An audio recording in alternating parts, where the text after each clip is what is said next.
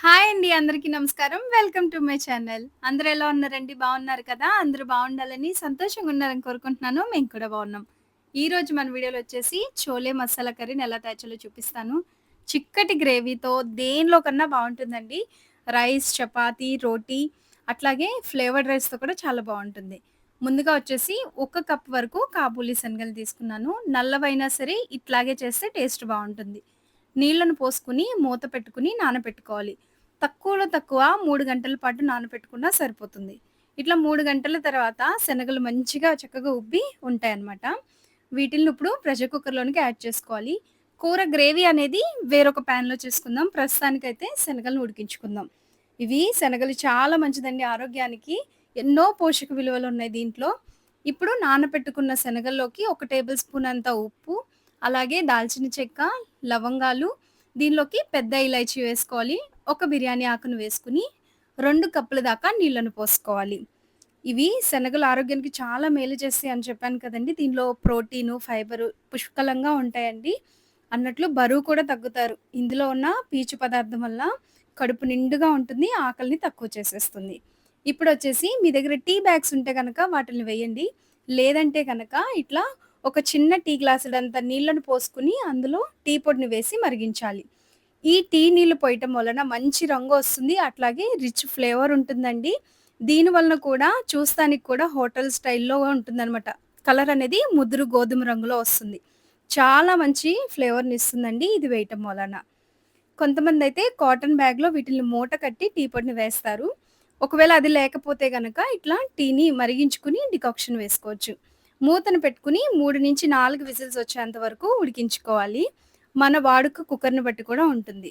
ఇందులో వచ్చేసి చిక్కటి గ్రేవీ కోసం 3 టమాటోలు, 2 ఉల్లిపాయలు, అట్లాగే 1 ఇంచు అల్లం ముక్కలు, 6 వెల్లుల్లి రెబ్బలు, 4 పచ్చిమిర్చిని తీసుకోవాలి. వీటన్నిటిని గ్రైండ్ చేసుకొని పెట్టుకోండి. సెపరేట్‌గా గ్రైండ్ చేసుకోవాలి.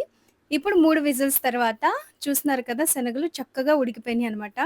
ఇట్లా ఉడికించుకుని మామూలుగా దీంట్లో చాట్ మసాలా, ఉల్లిపాయలు అవన్నీ తరిగి వేసుకున్న టేస్ట్ అనేది చాలా బావుంటుందండి. ఇప్పుడైతే గ్రేవీ ప్రిపరేషన్ అనమాట. ఒక పెద్ద టేబుల్ స్పూన్ నిండుగా ఆయిల్ వేసుకొని, ఒక టేబుల్ స్పూన్ నిండుగా బటర్‌ని కూడా వేసుకోవాలి. ఇందులోకి ఒక బిర్యానీ ఆకు, దాల్చిన చెక్క, ఒక చిన్న యాలిక, కొద్దిగా జీలకర్రను కూడా వేసుకోవాలి. ఇప్పుడు నేను చూపించిన 2 ఉల్లిపాయలు కూడా ఈ విధంగా మెత్తటి పేస్ట్ కాకుండా చిన్న చిన్న ముక్కలు కనిపిస్తున్నాయి చూడండి. ఈ విధంగా గ్రైండ్ చేసుకోండి. తర్వాత ఇందులోకి కొంచెం కరివేపాకును కూడా వేసి ఉల్లిపాయలు నీరు వదిలి బ్రౌన్ కలర్ వచ్చేంత వరకు వేయించుకోవాలి.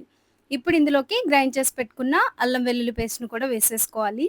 ఈ అల్లం వెల్లుల్లి పేస్ట్ కూడా పచ్చివాసన పోయి మంచిగా వేగిన తర్వాత ఇందులోకి గ్రైండ్ చేసి పెట్టుకున్న టమాటో ప్యూరీని వేసుకోవాలి. ఇంతేనండి. ఇంత వేస్తేనే సరిపోతుంది. గ్రేవీ అనేది చక్కగా చిక్కగా వస్తుందనమాట. టేస్ట్ కూడా చాలా బావుంటుంది. ఇంట్లో ఉన్న వాటితోనే ప్రిపేర్ చేయొచ్చండి. చాలా బావుంటుంది. ఇప్పుడు ఇందులోకి పౌడర్ మసాలాలు వేసుకుందాము. రుచికి తగినంత ఉప్పు మనం చోలేలో కూడా వేసాం కాబట్టి చూసి యాడ్ చేసుకోండి. ఇప్పుడు గ్రేవీకి సంబంధించింది 2 టేబుల్ స్పూన్ నిండుగా కారం వేసుకోవాలి. అర టేబుల్ స్పూన్ జీలకర్ర, 1 టేబుల్ స్పూన్ నిండుగా ధనియాల పొడి, చిటికెడంత పసుపు, చోలే మసాలాని 2 టేబుల్ స్పూన్లు. అలాగే ఇందులోకి కసూరి మేతిని కూడా వేసుకోండి. ఫ్లేవర్ బావుంటుంది. ఇవన్నీ వేసి ఒక పావు కప్ అంతా వాటర్‌ని పోసుకోవాలి. ఎందుకంటే మసాలా అడుగు పట్టకుండా ఉంటుంది. గ్రేవీని కూడా పెంచుతుంది. ఇట్లా నీళ్ళల్లో ఉడికిస్తే బావుంటుంది. గ్రేవీ చక్కగా ఈవెన్‌గా కుక్ అవుతుంది. ఆయిల్ బయటకొచ్చేంత వరకు ఇలా వేయించుకోవాలి. ఇప్పుడు టేస్ట్ చూసి ఉప్పుని గాని, కారంని గాని అన్నిటిని అడ్జస్ట్ చేసుకోండి. ఇలా ఆయిల్ పైకొచ్చేసిన తర్వాత ఉడికించి పెట్టుకున్న చోలేలు మొత్తం ఇందులో వేసేసి ఒకసారి బాగా మిక్స్ చేసుకోవాలి. ఒక గరిటెడు చోలేని తీసుకొని పక్కన పెట్టుకోవాలి. ఎందుకంటే వీటిల్ని మిక్సీ చేసుకొని వేసుకుంటే గ్రేవీ ఇంకా కొంచెం థిక్‌గా వస్తుంది. ఇప్పుడు వేసిన గ్రేవీ కూడా కరెక్ట్‌గా సరిపోయింది. కానీ ఏంటంటే, అది కొంచెం రుబ్బిన తర్వాత వేస్తే ఫ్లేవర్ కూడా బావుంటుంది.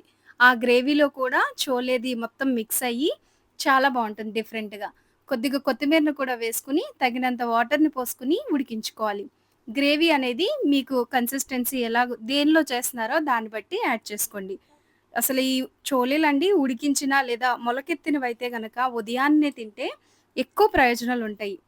ఇప్పుడు సిమ్‌లో పెట్టేసి మంటని మూత పెట్టుకొని ఇంకొక 15 నిమిషాల పాటు ఉడికించుకుంటే శనగల కూర ఆల్మోస్ట్ ఉడికిపోయింది కదా! గ్రేవీ అంతా శనగలకి పట్టుకోవాలి లాస్ట్‌లో అంతే.